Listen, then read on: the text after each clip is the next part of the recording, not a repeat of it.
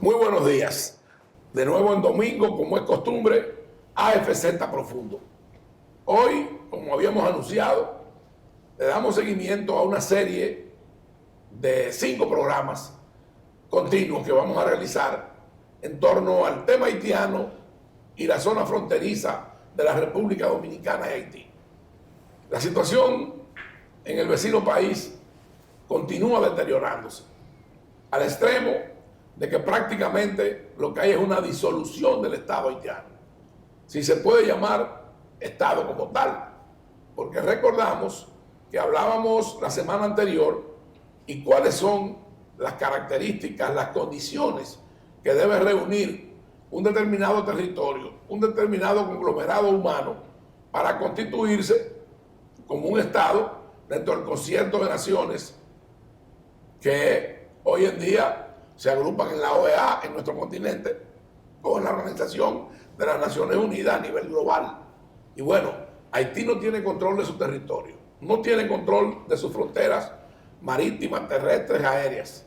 No hay instituciones como tales que ejerzan formalmente la dirección de un Estado, porque no hay presidente. El Senado, solamente 6 senadores quedan con estatus constitucional, que no les permite sesionar porque no tienen quórum. Lo que es la versión de ellos de la Cámara de Diputados nuestra, tampoco está funcionando. Y como decía Juan Miguel Castillo Pantaleón, uno de nuestros invitados del día de hoy, junto al mayor general Rafael Guillermo Guzmán Fermín, alcaldes deben de quedar muy pocos con el mandato de la voluntad popular de ese pueblo. Lo que quiere decir que allí no hay instituciones, allí no hay autoridades. Y yo quiero conversar a ese respecto y el deterioro y el derrotero que lleva ese problema y de qué forma gravita en la República Dominicana la situación de ese Estado y de ese pueblo. Querido amigo y hermano Rafael Guillermo Guzmán Fermín, vamos a escuchar primero su opinión y luego pasamos a Juan Miguel Castillo Pantaleón. En primer lugar, la situación de Haití ha ido deteriorándose de manera progresiva. Y como tú bien decías, en relación a los alcaldes, no solamente que han perimido por el mandato constitucional legítimo, por elección, sino que en la mayoría del territorio haitiano, que está fragmentado, la dominan las organizaciones criminales. Por lo tanto, ahí no hay autoridad. Las bandas. Claro que sí. Entonces, ahí no hay autoridad. De suerte que el Estado controla una ínfima parte del territorio haitiano, apenas quizá un 20 o un 25%, quizá menos de un 20%. Y traigo a colación algo muy delicado y peligroso para el país, que lo habíamos descrito en anteriores participaciones, que es el siguiente. Fue extraditado hace unos meses a Estados Unidos el jefe de una de las bandas criminales más peligrosas de los 400. Y allá, en interrogatorios en el gobierno norteamericano, él admitió de que la mayoría de los dirigentes de esas bandas criminales en Haití viven en la República Dominicana con sus familias. Oiga bien, usan el territorio dominicano para vivir aquí esas bandas y ellos también. Y además, sus recursos económicos aquí también los tienen. De suerte que eso es algo que las autoridades dominicanas debieran poner atención de manera urgente, porque no solamente es una situación de seguridad nacional y ciudadana, sino que el lavado de activos... Eso es algo muy, muy peligroso, muy delicado. Claro, y las planificaciones... Eso puede atentar contra la estabilidad se hacen, del Estado Dominicano. Exactamente. Ese por un lado. Y corroborando, ya para darle paso a mi querido amigo, el doctor Juan Miguel, es el ex embajador Paul Aliciente en estos días, yo diría hace 4 días aproximadamente, dijo públicamente en un programa de televisión del conductor Ariel Lara, Visión RD, de que en el país, en Haití, uno de los jefes de esas bandas es dominicano. No relaje.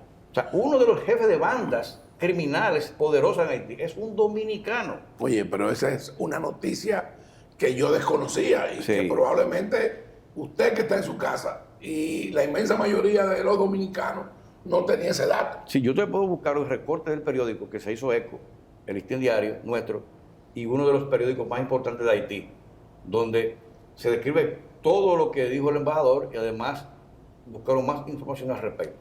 O sea, son 2 datos importantes. Que la mayoría delicado. de esas bandas criminales, los dirigentes de esas bandas viven aquí en República Dominicana. Sus bienes los tienen aquí, Y sus operacionales, familias. sus familias, y además de eso, que el jefe de una de las bandas más importantes es un dominicano. Y ese dominicano, el embajador lo identificó o solamente se dijo Él- que era un dominicano. Él dijo que era dominicano, no dijo nombre y apellido, pero eso es fácil investigarlo. Imagínense las implicaciones que tiene eso. Claro. Sí, tú sabes que hay una situación. Primero, gracias, Aristide, por este esfuerzo que estás haciendo con esta serie de programas y la iniciativa de que vayamos a la frontera a ver y corroborar in situ o descartar muchas de las versiones que circulan. ¿Cuál es la realidad? La realidad, porque hay ciertos niveles de, vamos a decir, de no fiabilidad o veracidad de la información que uno recibe por las redes sociales.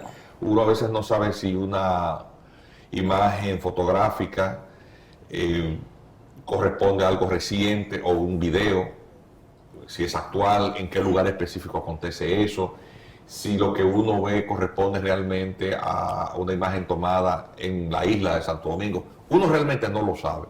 Y los niveles también de información en los medios de comunicación tradicionales no son tampoco ni muy fiables por todo lo que los niveles de inseguridad que para el ejercicio del periodismo existe en un país que carece de condiciones mínimas de seguridad pública.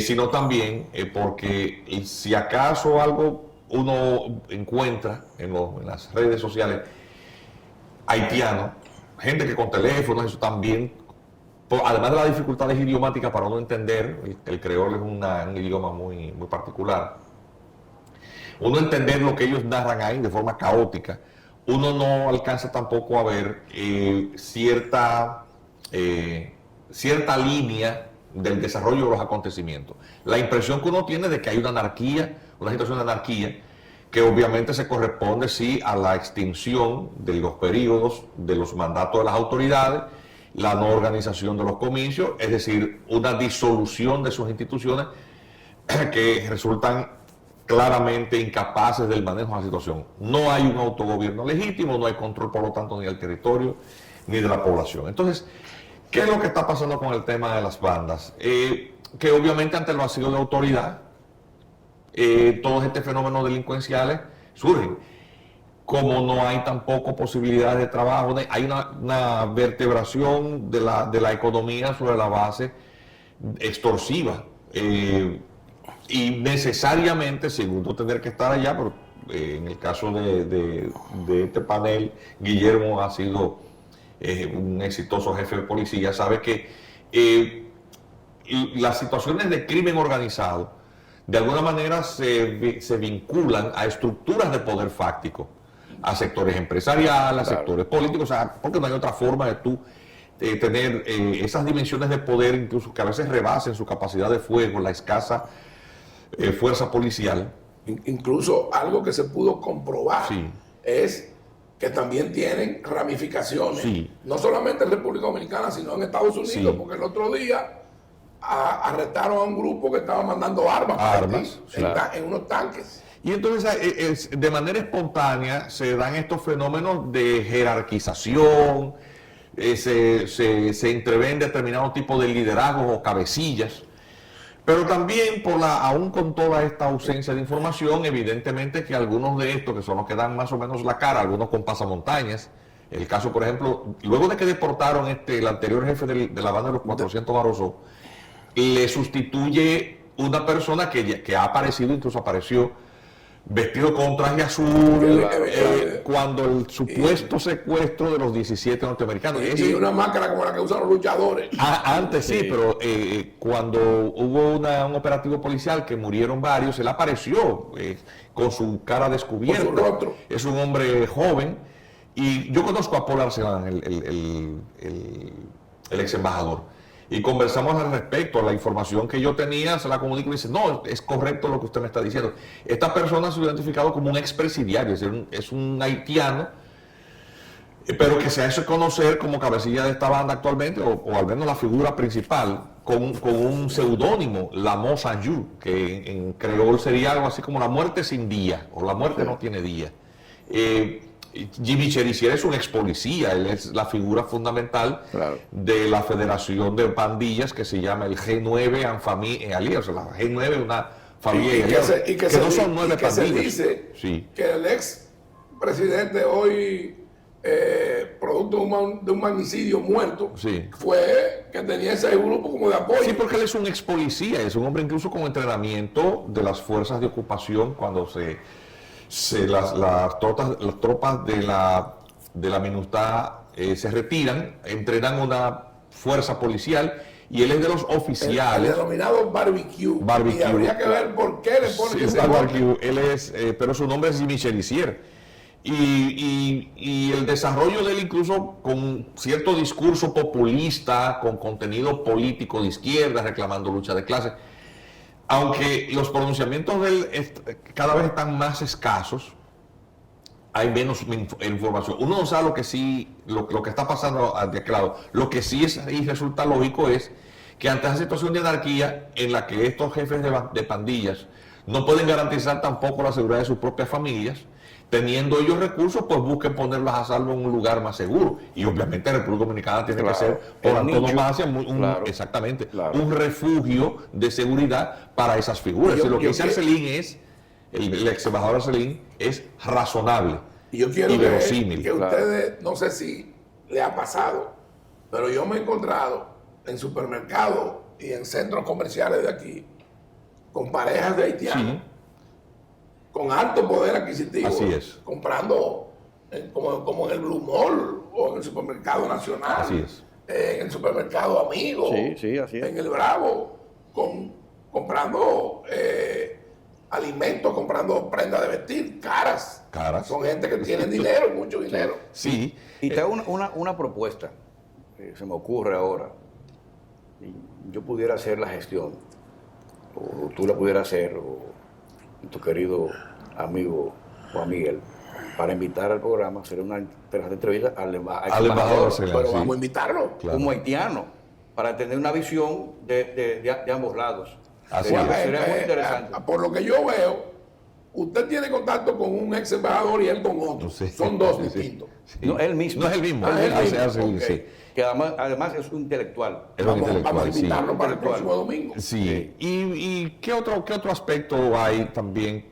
Que en las últimas semanas unos sucesos acontecidos en la ciudad de Juan Bosch muestran el nivel de riesgo permanente en el que el país se encuentra, de que la anarquía que actualmente es la realidad de la sociedad haitiana se importe. Es decir, cuando tú ves un comportamiento comunitario de este grupo de inmigrantes que se han asentado en un proyecto habitacional de viviendas sociales desarrollado por el gobierno para dominicanos, pero que de alguna manera, por el descuido de las autoridades, han hecho ahí un enclave urbano. Porque es bueno señalar que ahí hay lo que llaman una alianza público-privada, porque también hay constructores privados que están desarrollando viviendas, como lo Bisonó, como un amigo mío que ayer me comentaba, que se llama Félix Acosta Espinosa, un ingeniero cuyo padre fue fiscal del Distrito Nacional. No sé si usted se recuerda del doctor José María Costa Torres. Acosta, sí, claro que sí. Bueno, Claro, por supuesto.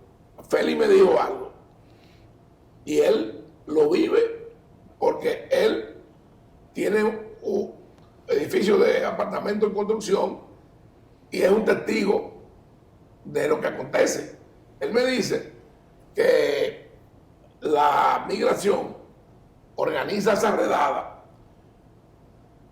un día después que ellos cobran. ¿Y qué pasa? Yo me quedé atónito. No estoy diciendo que sea cierto, pero la posibilidad cabe de que como a esos obreros les pagan en los denominados sobrecitos de nómina, porque ellos no tienen documentos para abrir una cuenta de banco. Cuando hacen la redada, lo despojan del dinero y lo sueltan por ahí en un camino vecinal. Habría que ver si eso es cierto. Si es cierto, es algo muy grave que desde el Estado se organice algo así. Claro.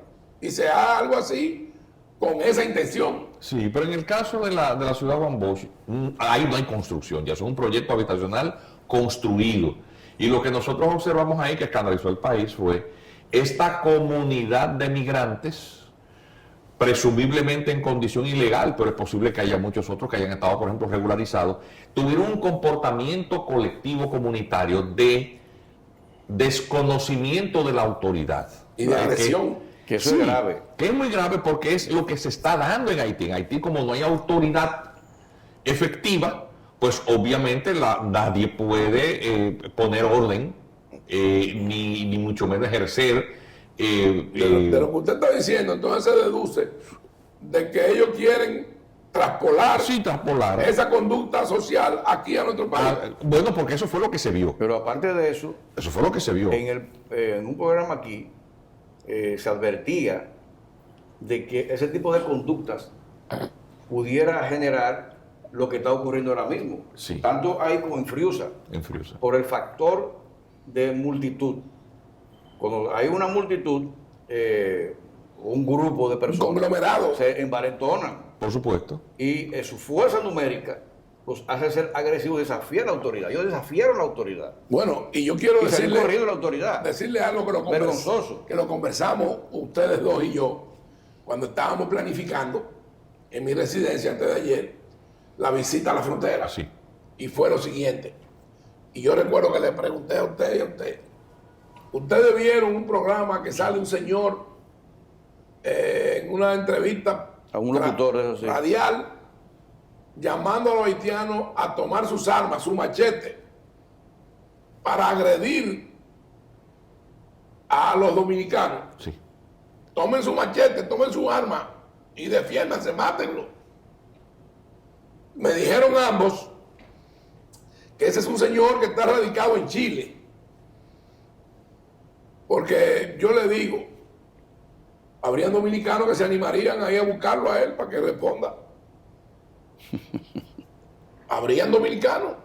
Porque como este señor está incitando a un conglomerado con conductas que sabemos que son cavernarias, que son personas con muy poco raciocinio, a que asuman actitudes de esa naturaleza y arranquen a matar a dominicanos. Sí. Pero Sí. lo que quiero significar en esto, Arítide, que lo grave de la situación, que muy bien tocó el tema, doctor Castillo Pantaleón, es que ese tipo de conducta que ellos exhibieron, de agresividad ante la autoridad, de violentar las leyes de la República Dominicana, su país anfitrión, y que hacer que las autoridades nuestras salieran Huyendo. porque estamos Algo vergonzoso. vergonzoso, es que ese tipo de conducta puede ser imitada por otros grupos sociales haitianos en el país. Y eso quiere decir lo que habíamos anunciado antes. Claro. El país tiene un gran No problema hay problema. a lo interno, en un conflicto. Una amenaza que pende sobre toda nuestra sociedad. Claro. Entonces, conflicto en la frontera con aquel país que ya es fallido, totalmente desestructurado, y tenemos aquí la amenaza interna. Aquí eso puede ocurrir un gran problema nacional de seguridad pública.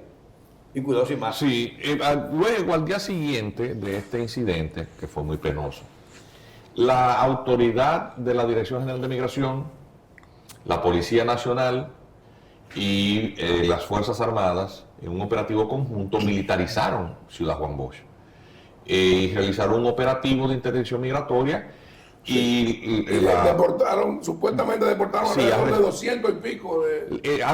dicen las cifras que se publicaron que fueron detenidos 385. Imagínense Y usted. que una parte considerable de ellos fueron deportados, a algunos se les canceló su estatus migratorio, que es una facultad de la Dirección General de Migración. Pero pasó algo muy preocupante. Al día siguiente, no, 2 días después, ya en esta semana que ha transcurrido, el ex primer ministro y canciller de Haití, Claude Joseph, que siempre ha tenido una actitud que se caracteriza por su radical antidominicana. Y muy beligerante. Además, un fresco, ese tipo. Con muy poco tacto diplomático. Y atrevido también.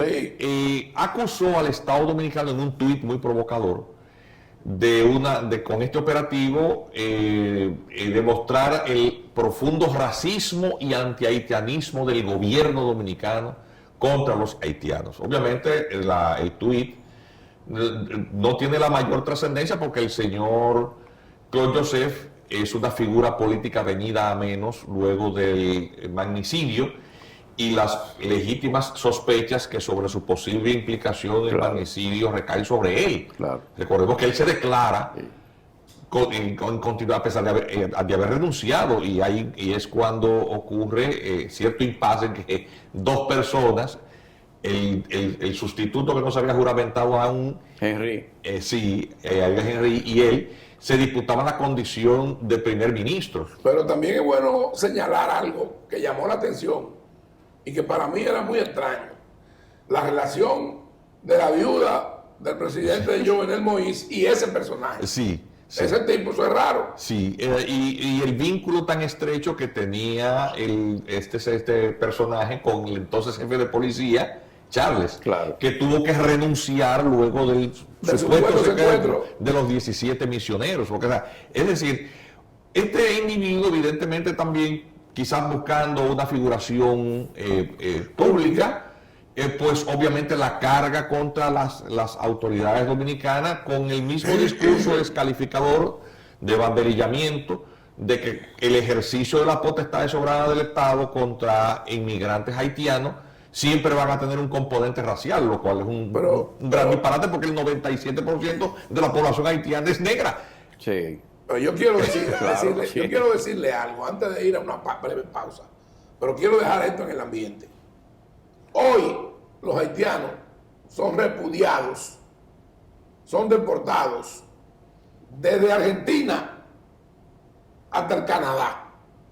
Es decir, desde Tierra del Fuego hasta Alaska. Y si usted ve la conducta de ellos en cada uno de sus países, es la misma: de depredación, de insalubridad, de transculturación de una manera negativa. Y eso pasa en Argentina, en Brasil, en Chile, en Bolivia, en Colombia, en Perú, en Guatemala, en México, donde quiera que están. Y fíjense cómo ellos siempre se congregan en pequeños guetos, junto a ellos. Ellos no están dispersos.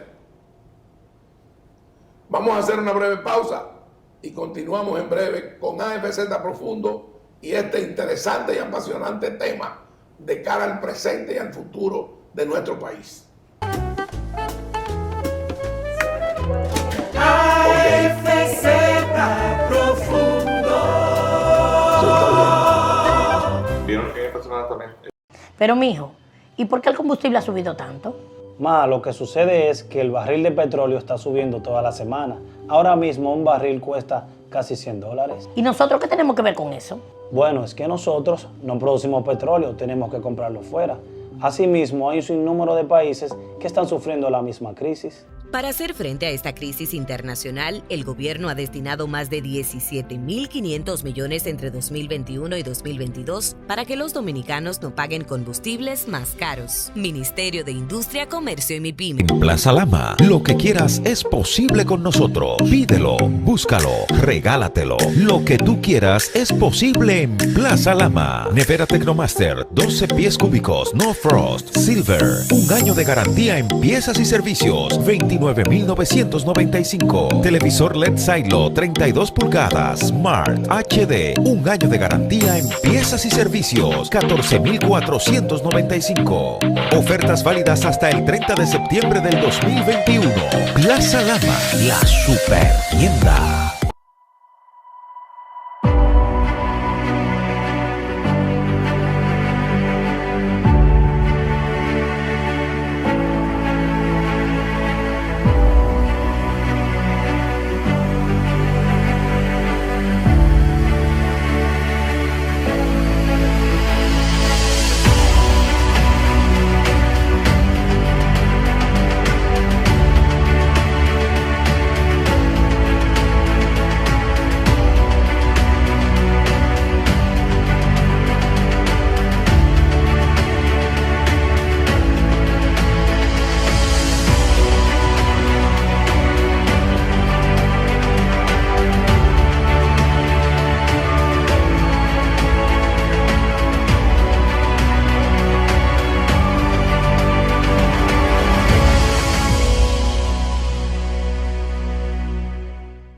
Pero mijo, ¿y por qué el combustible ha subido tanto? Ma, lo que sucede es que el barril de petróleo está subiendo toda la semana.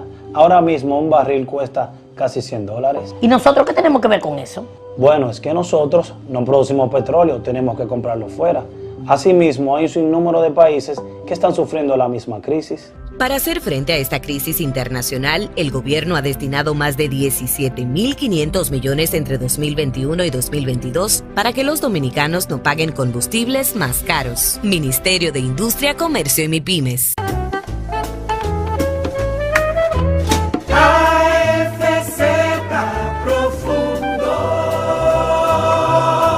Regresamos a FZ Profundo. Juan Miguel Castillo Pantaleón, Rafael Guillermo Guzmán Fermín son nuestros invitados.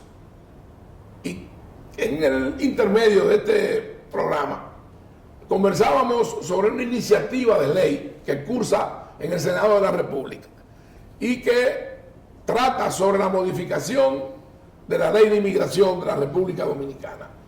Y yo le preguntaba a Juan Miguel Castillo Pantaleón al respecto de cuál era la ley motiv de esa iniciativa, qué se perseguía, si se conoce algo acerca de ese proyecto de ley y del texto del mismo. Sí, el proyecto de ley, el país se entera de esta iniciativa por una información suelta que aparece en el Listín Diario en esta semana recién ocurrida. Era muy escueta, simplemente que había sido cursada este proyecto de modificación de la ley 28504 sobre migración, sin más detalles. La iniciativa, aparentemente es de la autoría del senador de la provincia de Espaillat, Carlos Gómez, que es un destacado empresario del sector de las tarjetas de comunicación en Nueva York. Correcto. El asunto es, sí, el proyecto, sin más datos, no lo ha reivindicado ninguna de las agencias gubernamentales, por lo menos su vinculación con el mismo, ni su apadrinamiento, ni tampoco su presentación para que el mismo sea objeto de discusión, porque es un tema muy sensible para toda la sociedad. Entonces, obviamente, pudiera parecer, por la escasa información, o una iniciativa particular de este senador, a quien no se le conocía públicamente pronunciamiento sobre este tema, no se le conoce en el ambiente jurídico una propuesta de falencias o aspecto de debilidad en la legislación, porque siempre los políticos hablan de temas puntuales, pero en este caso a este senador no se le conocía un historial de preocupaciones o como plan de su oferta de iniciativa legislativa, ¿verdad? Cuando era candidato. Lo cierto es que habría que buscar el proyecto de Marras para saber exactamente qué dice.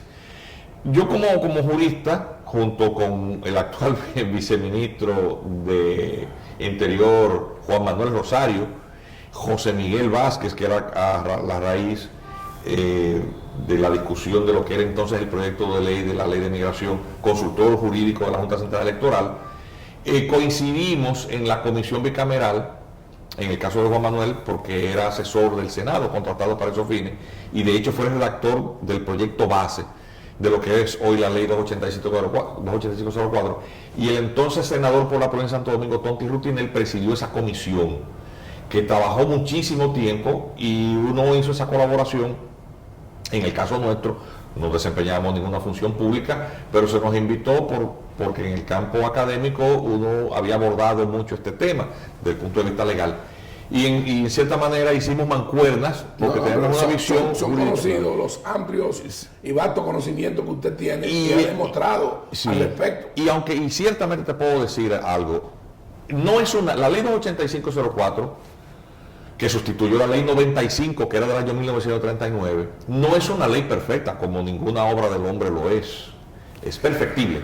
Y tiene debilidades que a lo largo de todos estos años se han puesto de manifiesto. Del año 2004 al 2022, bueno, ya han pasado más de 3 lustros, y por lo tanto nosotros vemos ciertos aspectos que hay que mejorar. No sabemos, y obviamente fortalecer. 18 años sí, más de 3 lustros de vigencia de esa ley. Correcto.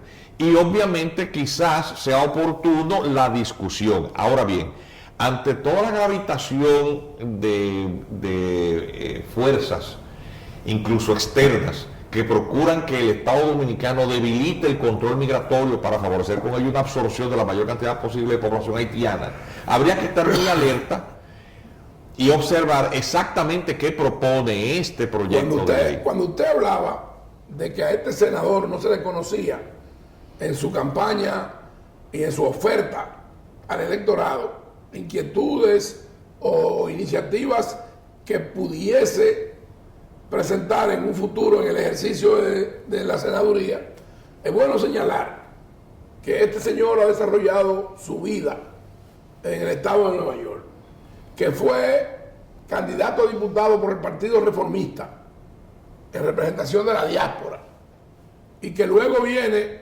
como candidato a senador del PRM y desplaza a José Rafael Vargas, que era el senador del PLD de esa provincia, que independientemente de su posicionamiento político, hay que reconocer que el senador José Rafael Vargas hizo una gran labor como senador de esa provincia. Claro. Y qué bueno, el repudio y el rechazo que había a el PLD y su gestión y sus funcionarios y dirigentes se llevó entre las patas de los caballos a José Rafael Vargas. Sí, y vuelvo y digo, hay que observar en detalle qué plantea la propuesta.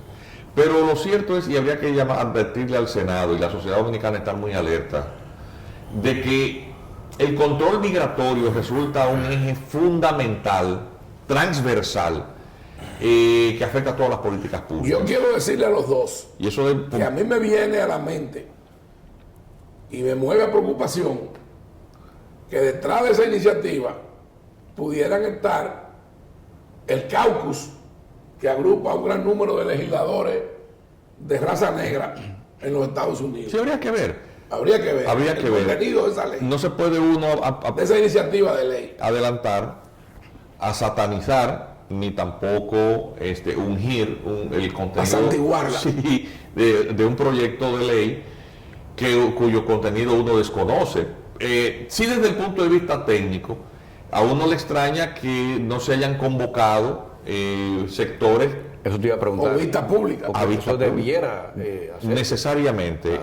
Y obviamente también uno como ciudadano que se ha comprometido, y como en el caso nuestro como abogado, a la defensa de esa frontera jurídica y que uno está obligado a todas esas batallas que han resultado victoriosas porque uno haya demandado inconstitucional. Cuando se demandó inconstitucionalidad la ley de migración, que definía en el artículo 36, todo el tema de las parturientas haitianas, la constancia de nacimiento de color rosado para distinguir el certificado de nacimiento de un dominicano de uno que no lo es, que no tiene derecho a la nacionalidad por jus soli o jus sanguinis. El tema de la precisión de la macrocategoría constitucional de la persona extranjera en tránsito, que es lo que define esa macrocategoría, todo aquel extranjero que no ha sido provisto de una residencia permanente. Pero yo quiero que ustedes me digan los dos la opinión que ustedes tenían al respecto de un denominado carnet que se inventó el actual director de migración, que en mi opinión no cumple con el mandato de la ley que le da a él en esa función la responsabilidad sobre este tema. Y entonces venía con un carnet para establecer un estatus legal de esos ilegales aquí en el territorio dominicano. Decían carnet de permanencia. Sí. Explíqueme qué es lo Sí, que no, es. eso es una subcategoría, la persona, el extranjero habitante de comunidad fronteriza es aquel haitiano que cruza al mercado binacional, a los 4 mercados binacionales a desarrollar labores de pequeño comercio. Es el haitiano que cruza con los días de mercado binacional con 2 racimos de yautía o con una paca de ropa. Entonces, ese tipo de persona no califica para las demás subcategorías migratorias de no residentes, porque no es un turista, no es un trabajador temporero, no es una persona que viene a hacer negocios. O sea, no es un inversionista. Yo le pregunto a usted. La subcategoría es, esa persona está supuesta a entrar entre las 6 de la mañana y las 6 de la tarde y retornar. Pero ese estatus. Pero aquí va yo, escúchame. Pero quiero que me digan algo, por favor. Pero Ese si estoy estatus por hora solamente. existe Sí, en por hora. existe en otro país. Sí, es para el manejo pero ese tipo de persona Es para un control. es para un control y solamente. entra y sale. De horas, pero de horas. tú no tienes el Estado Dominicano condiciones para determinar quién vive de aquel lado y quién no vive de aquel lado, porque Haití no hay autoridades. Entonces, cuando nosotros escuchamos al director el carnet de identidad. que él hizo un cédula, censo, nosotros nos pasaporte, preguntamos nada de eso. cómo es posible que la Dirección General de Migración hubiera podido hacer un censo del lado haitiano cuando en Haití no hay ni gobierno. Así es. Es decir, además también el carnet ni indicaba en qué provincia era, ni a cuál mercado binacional, ni tampoco, y mucho menos la palabra permanencia era consona con la naturaleza. Y le hago la pregunta, porque yo sé que usted encabezó los esfuerzos que paró eso. Sí, paramos eso, lo paramos. Para disgusto del director general de migración, Un que con el mayor, despropósito, un despropósito sí, completo. que lo cierto es que también la Dirección General de Migración se sostiene sobre la base de la concursión tributaria, es decir, no tiene presupuesto asignado suficiente para ser operativa. No le alcanza el presupuesto para pagar hora extra, los operativos de interdicción que requieren gasolina, vehículo local, nuevas oficinas. O sea, ellos se mantienen con mucha precariedad y entonces sustentan su operatividad sobre la base de las multas o tasas administrativas que no están previstas en la ley para aquellos extranjeros que exceden el periodo de permanencia por la categoría migratoria correspondiente. Por ejemplo, un turista, un italiano que se pasa 2 meses aquí, se enamora de una dominicana, claro, se queda aquí, bueno, cuando se tiene que ir, sobrepasaste el tiempo, entonces ellos pagan esas tasas, pero eso no está en la ley.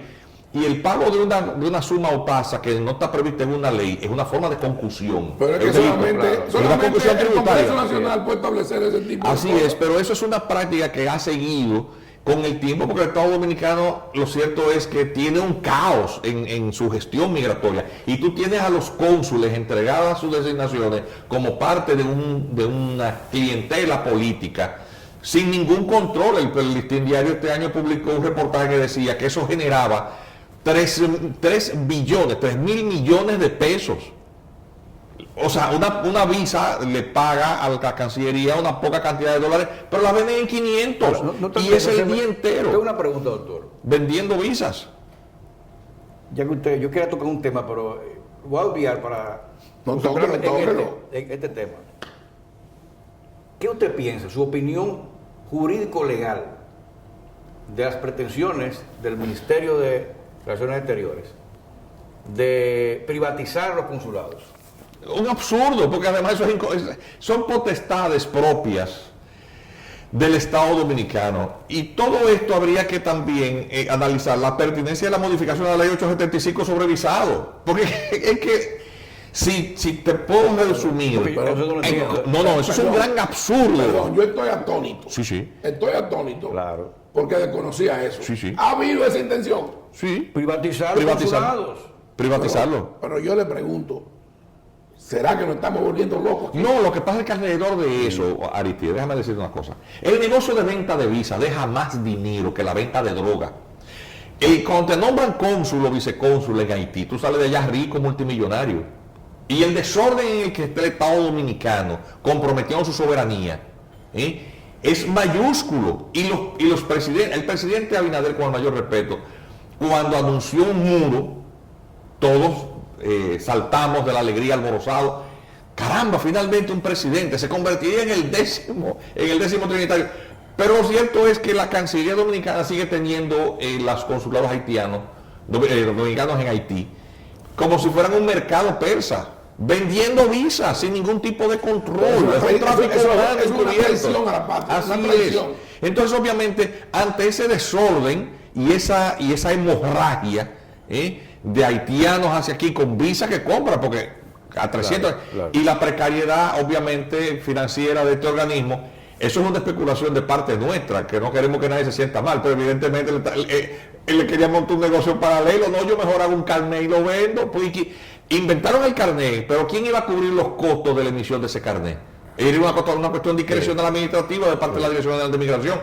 Yo lamento haberle dañado el negocio a alguien, pero lo cierto es que eso no se podía permitir, porque imaginémonos lo que pasó con un plan de regularización hecho a troche y moche. Porque existe la figura del consulado rentado. Sí. Óigame esto, que también habría que ver. Habría que ver. Sí, entonces, a ver, a propósito de la discusión en el Senado de un proyecto de ley, si se va a hacer una discusión seria, es para endurecerla. Claro, por supuesto. Claro. No para debilitar aún más. O flexibilizarla.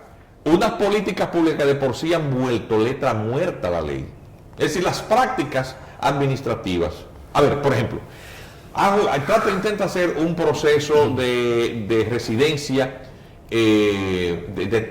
por contrato de trabajo. Y yo le digo que sencillamente es prácticamente imposible. Las prácticas que hace el Ministerio de Trabajo, el Ministerio de Relaciones Exteriores y la Dirección General de Migración no permiten que ninguna empresa pueda traer un trabajador válidamente, porque tú lo que la ley requiere es una carta de trabajo, es decir, un empleador dominicano que le diga a un extranjero: sí, te garantizo una plaza de trabajo, pero no te doy un contrato de trabajo porque tú estás aquí. El contrato de trabajo se formaliza una vez la persona venga. Entonces, en la Cancillería te exigen para este visado el contrato de trabajo. Es como poner la carreta delante de los bueyes. Claro. O sea, fíjate, por ahí empieza el gran disparate. Yo conozco un caso de una joven ucraniana que está aquí y trabaja en el ámbito del deporte ecuestre, en una empresa de prestigio, de la reputación, y que le hace unos aportes del país considerables, como Punta Cana, claro. El grupo Punta Cana. Y esa joven no ha podido todavía normalizar, regularizar su estatus. Y entonces se han creado una categoría migratoria inexistente en la Cancillería para el manejo de esto. Entonces le dan el equivalente a una categoría de negocios. Y esa persona no viene de negocio, viene a trabajar. Claro. Es decir, cuando tú ves la intervención de los distintos departamentos de la administración pública que intervienen en el tema del manejo migratorio, porque es un eje transversal,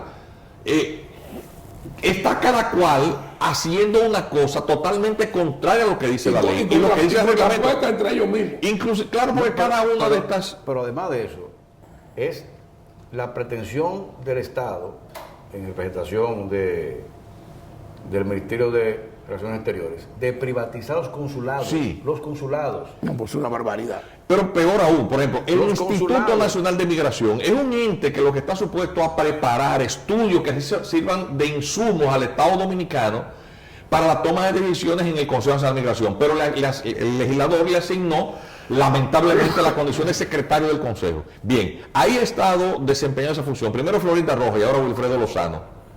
Muy criticado ese señor. No. Y el secretario se ha convertido en el superpoder que gobierna toda la voluntad del Estado Dominicano.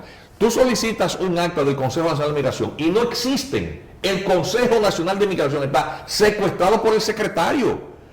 y esto es un testimonio que me han dado, tienen los ministros, el Ministerio de Interior y Policía que preside ese consejo, los viceministros que hay con grabadora, porque cuando mandan los borradores de lo que supuestamente se decidió ahí no se corresponden con lo que se había aprobado. Eso es muy delicado. Eso es sumamente delicado. Claro, y no hay manera de que el presidente de la República entienda que complaciendo una parcela política que le apoyó, que es en el caso él es un hombre, Wilfredo Lozano, de doña Milagros Ortiz Bosch, esa es la realidad, complaciendo dentro de sus compromisos políticos de determinados sectores ciertas posiciones. Pero eso no establece ninguna garantía para la política. Sí, pero eso lo que ha hecho es caotizar e inutilizar el Consejo. Claro. Busca qué estudio ha hecho el Instituto Nacional de Migración sobre las necesidades reales de los distintos sectores que pueden requerir mano de obra extranjera. ¿Dónde está ahí? Y los estudios que hay, por ejemplo, se publicó el año pasado, en noviembre del año pasado, un estudio que cuando tú buscas quién es el autor de ese estudio, que costó millones de pesos, quien lo prepara, ¿saben qué es? Un chef. No estoy diciendo una mentira. Un chef. Una persona que estudió cocina. Un chef. Sí. Que es sommelier de cigarro. Dios mío, qué absurdo. Yo no estoy diciendo una mentira. Ojalá y me sometan. No, yo te voy a mandar el famoso estudio y busque el perfil de esa persona. No tráigalo en el internet. La semana que viene. Sí, óyeme, esa persona sin ninguna clase de conocimiento, ni economista, ni sociólogo, ni abogado. Como usted decía antenoche en mi casa, vamos a pelar el plátano. Dio un diagnóstico sobre la imperiosa e insoslayable necesidad de que República Dominicana dependa de mano de obra extranjera y quien condena al desplazamiento. De acuerdo a los avales de ese señor, seguro que ese estudio era para determinar cómo ese trabajador haría un mangú. Te estoy diciendo que es una persona que no tiene ningún tipo de conocimiento. Es decir, la empresa responsable de eso, el responsable, no tiene absolutamente nada que ver. Nada que ver. Y tú sabes lo que tú plantear en un estudio que va a servir de insumo para la definición de las políticas del Estado Dominicano que comprometen todo el sector asalariado, de los sectores más deprimidos. Estamos hablando de la mano de obra dominicana, en los sectores más humildes, condenándolas al desplazamiento. Eso la base de la conclusión de algo que no tienen ni una sola, cuando tú lees el estudio, ni una sola conclusión apoyada ni en un estudio de campo, sino en las simples impresiones. Y tú te das cuenta que el sesgo ideológico es absolutamente interesado. Claro. Obviamente esto, cuando ves quién financia eso, siempre está detrás en la mancheta que ha sido financiado por organismos internacionales, claro, que pretenden presentar que la República Dominicana, de hecho, lo que hace falta es más haitianos. Es decir, esta entidad, el Instituto Nacional de Migración, se ha convertido en un ente conspirador en sus funciones contra las necesidades del pueblo dominicano. Entonces, hay que reformar y quitar y redefinir el rol de esta institución en la ley. Sí, si se va a discutir sobre esos aspectos, yo creo que eso es algo que reclamaría el país completo. O sea, no puede tener este organismo secuestrada la política migratoria del Estado Dominicano. Pero usted, amigo televidente, tenga la seguridad de que este programa, AFZ Profundo, le dará seguimiento al tema. Y si llegan a haber vistas públicas, estaremos ahí también. Claro que sí. Prometido. Claro. Y nosotros, que junto a otros amigos que hoy no están aquí, como Manuel Núñez, como el general Jaque López, somos un equipo y un grupo de dominicanos, patriotas, nacionalistas, interesados y comprometidos con hacer valer lo que es la dominicanidad. No tenemos ningún otro propósito, ni ningún interés político con este tema, ni tampoco pecuniario. Lo hacemos como dominicanos, al contrario, preocupados por esta situación. Y no tenemos quien nos financie como el Instituto Nacional de Migración. No. Lo hacemos de nuestro propio bolsillo. Ni tampoco tú eres un chef. Tampoco. Sí, es una persona que tiene que ver con otras cosas. Voy a traer el estudio, te lo prometo, para que el país lo vea. Eso es una cosa que está en el internet y sencillamente resulta asombroso. Pero eso es increíble. Pero ojalá y la discusión, una posible discusión de la reforma de la Ley General de Migración nos convoque a todos, a la gente que sabe de seguridad, como tú, a figuras políticas porque los políticos son al final de cuentas que nos gobiernan, porque son los que van a ir a ocupar las posiciones de autoridad. Pero piense usted, a los abogados. ¿cómo es posible que un tema de tanta trascendencia y de la importancia que tiene para nuestro país se esté manejando con esos criterios? Sí. Que ese estudio lo haga un chef. Sí. Sí, inconcebible. Sí. Eso, incluso cuando tú ves casi todos los estudios que ha patrocinado el instituto, todos ellos son contrarios al interés nacional. El instituto es quien patrocina el plan de contingencia para flujos masivos migratorios haitianos. Es decir, la creación de campos de concentración, campos de refugiados. De refugiados. Sí, de refugiados. De asentamiento. De asentamiento, sí. Porque si por casualidad se filtrara que nosotros planteamos aquí campos de Sí, concentración. de refugiados. Pero utilizar el término, solamente Sí. utilizar el término de refugiado, De refugiados. es un atentado contra el Sí, país. sí. Oh, pero Atención. claro. Solamente eso. ¿Los refugiados de quién? O sea, solamente eso. ¿De qué se están refugiando? Cinco campos de refugiados en las 5 provincias fronterizas con capacidad para hasta 90.000 haitianos. Sí. Es decir, 4 de golpe plantear al menos uno. Que de entrada al país- 480.000 gente No, ahí. pero ese documento sería bueno traerlo. Sí.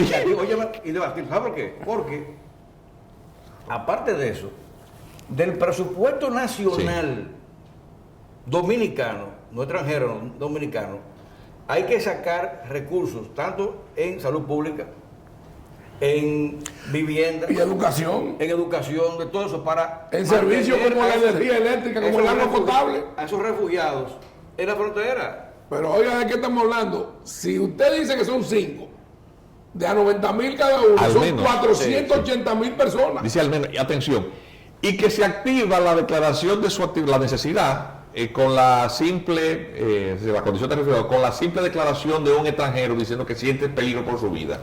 Y que quien convoca la declaratoria de necesidad de la activación de estos campos de refugiados es el COI, el Centro de Operaciones de Ay, Emergencia, Dios mío. que no tiene atribuciones para Ni eso. nada que ver con esto. Nada que ver, es decir, de hecho ese documento se hizo público porque uno lo dio a conocer y la denuncia obviamente hizo saltar las alarmas. Nosotros demandamos la inconstitucionalidad de esto.